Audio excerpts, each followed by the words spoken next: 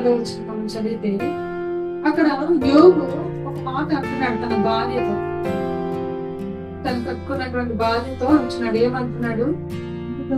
అందుకతడు మూర్ఖురాలు మాట్లాడినట్టు నీవు మాట్లాడుచున్నావు,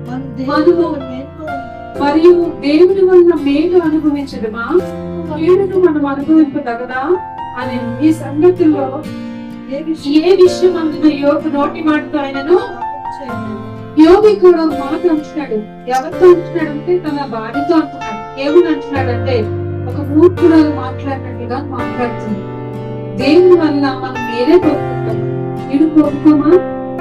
ఎందుకన్నాడంటే యోగు గత జీవితంలోకి వెళ్తే పూజ దేశంలో యోగు అంత ధనవంతుడు లేడు. యోగుకున్న ఆస్తి ఆ దేశంలో ఎవరికి లేదని, చాలా చక్కగా ఎంతో ఆస్తి గలవాడంట. గొర్రెలు, గొడ్లు, ఒంట్లు, చాలా ఆస్తి గలవాడంట. అంతేకాదు 10 మంది కుమారులతో, సుఖ సంపదలతో, సౌభాగ్యంతో తొలతూగుతున్నటువంటి దేవుని భక్తి కలిగిన వాడంట యోగు. అటువంటి మంచి ఏమంటారు ఆశీర్వాదం రుచి చూసినటువంటి తన భార్య ఒక్కసారి యోగు జీవితంలో ఏం జరిగిందంటే అదొక పరీక్ష. యోగు జీవితంలో ఏం జరిగిందంటే అదొక దేవుడు పెట్టిన పరీక్ష. యోసేపు జీవితంలో ఎలాగైతే దేవుడు పరిశోధించాడో అలాగే యోగు జీవితంలో కూడా ఒక పరీక్ష పెట్టాడు అన్న దేవుడు. పరీక్ష పెట్టినప్పుడు అతనికి కూడా శోధన కాలం వచ్చింది, కీడు అనుభవించాల్సిన పరిస్థితులు వచ్చాయి. ఒక్క దినానే ఉన్న ఆస్తి అంతా కోల్పోయాడు, ఒక్క దినానే 10 మంది బిడ్డల్ని కోల్పోయాడు. ఎప్పుడైతే భార్య కళ్ళుతో చూసిందో ఏంటి మన ఆస్తి అంతా పోయిందా, మరి కడుపును పుట్టిన బిడ్డలందరూ చనిపోయారా అని చెప్పి దేవుడు లేడు, ఏమీ లేదు, ఎందుకు ఇంత కీడు వచ్చింది, ఇంత నష్టం వచ్చింది, ఇంకా దేవుడు అంటాం ఏంటని తన భర్తతో అన్నప్పుడు ఆ భర్త యోగు ఏమంటున్నాడు తెలుసా? నువ్వు దేవుడు ఉన్న మేలు చూస్తావా, ఎప్పుడు ఆశీర్వాదంలో కోరుకుంటావా? ఒక్కొక్కసారి కీడు వస్తుంది, కీడును కూడా మనం ఏం చేయాలి, సహించాలి అని చెప్పి దేవుని మాత్రము కూడా దూషించకుండా నోటితో కూడా పాపం చేయలేదంట. చూడండి ఈ మాట మనం చెప్తాం. యెషయా 40:6 వెళ్తే నిజమే, దేవుని యొద్ద నుండి మేలే కాదు కొన్నిసార్లు కీడు కూడా దేవుడు అనుమతిస్తాడంట. మాట చదువుకి దేవుడు అంటున్నాడు ఇక్కడ యెషయా 40:7 మనం చదివితే దేవుడు మాట్లాడుతున్నాడు. ఏమంటున్నాడంటే నేను వెలుగును సృజించువాడును, అంధకారమును కలుగు చేయవాడు. వెలుగు ఎవరిస్తారు? దేవుడే. చీకటి ఎవరిస్తారు? దేవుడే. దేవుడు ఏమంటున్నాడు ఇక్కడ? నేను వెలుగును సృజించువాడును. యెషయా 40:7 నేను వెలుగును సృజించువాడును, అంధకారమును కలుగు చేయవాడును, సమానము కర్తను కీడును సమానము ఆయన ఇస్తాడంట. కీడు కూడా చదువునంటే సమాధాన కర్తను కీడును కలుగజేయవాడును నేనే యెహోవాను, నేనే వీటన్నిటినీ చదువు. అవును, దేవుడు సమాధానం ఇస్తాడు, అలాగే కొన్నిసార్లు కీడు గుండా కూడా నడిపిస్తాడు. ఎందుకు నడిపిస్తాడంటే అది నీకు ఒక పరీక్ష. దేవుని స్తోత్రం. హల్లెలూయా. యోగు జీవితం కూడా పరీక్షలు ఎదురైనాయి అతనికి. అందుకే యోగు తెలుస్తూ దేవుని గురించి, అందుకే తన భార్యతో అంటున్నాడు, దేవుని వలన మనం మేలు కొనుక్కుంటామా, కీడు పొందుకోమా?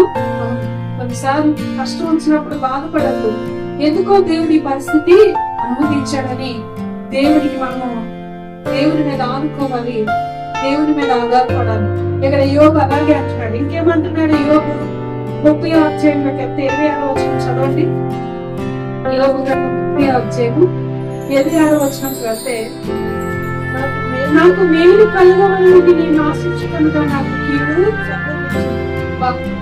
ఎవరికైనా ఎలా ఉంటుందండి?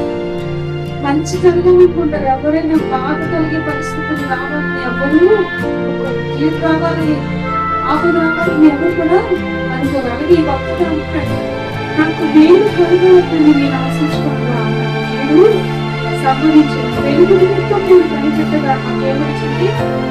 చీకటి అటువంటి పరిస్థితుల్లో కూడా భక్తులైన యోగు నడిపించబడ్డాడు. ఎందుకంటే అతని సహనానికి ఒక పరీక్ష, యోగు సహనానికి ఒక పరీక్ష, యోషేపు పరిశుద్ధునికి ఒక పరీక్ష.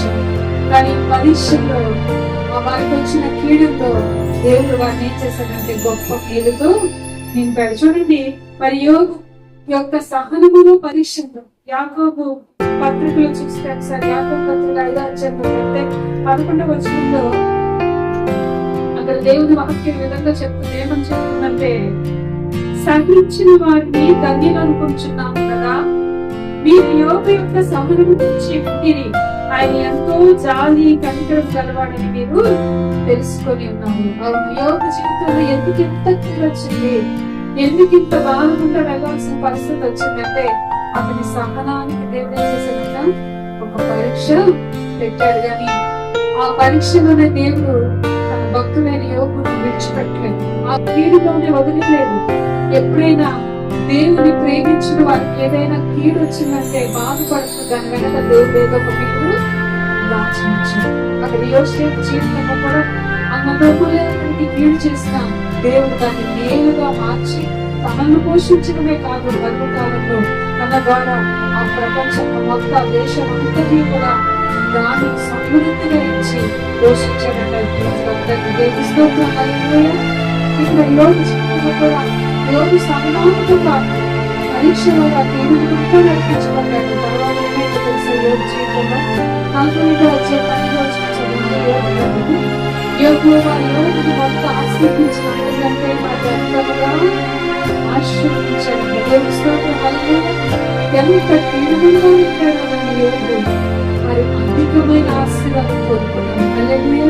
రెండింత ఆశీర్వాదం ఎవరు పొందుకున్నారంటే యోగు. ఎలాగని చెప్తామంటే అతనికి 14,000 గొర్రెలు, మొదటి ఎన్ని గొర్రెలు ఉండేవట, యోగుకి 7,000 ఉండేవాడు.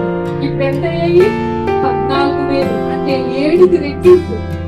మరి రెట్టింపు దీవెన దాచి ఉంచాడంట యోగు కోసం దేవుడు. దేవుని స్తోత్రం. హల్లెలూయా.